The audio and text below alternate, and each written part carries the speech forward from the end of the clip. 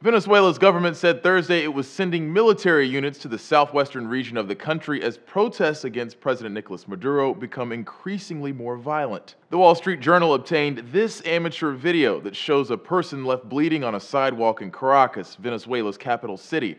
At least 5 people have died since the protests began, including 22-year-old Venezuelan beauty queen and student demonstrator Genesis Carmona. She was reportedly shot in the head during a protest in Valencia Tuesday. She later died in a clinic on Wednesday. According to USA Today, Venezuela's interior minister said an airborne and an engineering battalion would be sent to Táchira to restore public order.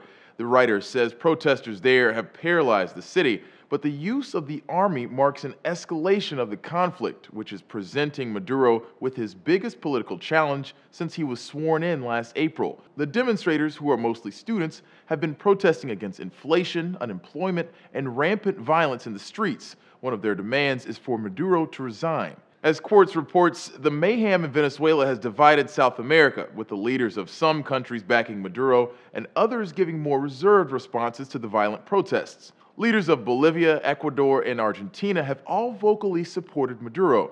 Leaders from Chile and Colombia have called for calm and peaceful dialogue.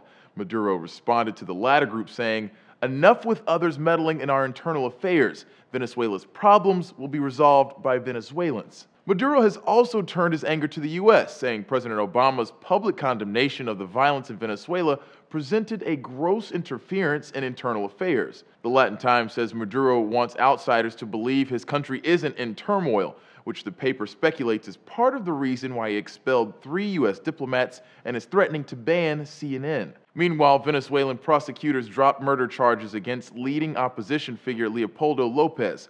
He turned himself in to authorities earlier this week after an arrest warrant was issued on charges of inciting violence. USA Today reports the opposition has scheduled a protest march in Caracas on Saturday. For Newsy, I'm Christian Bryant.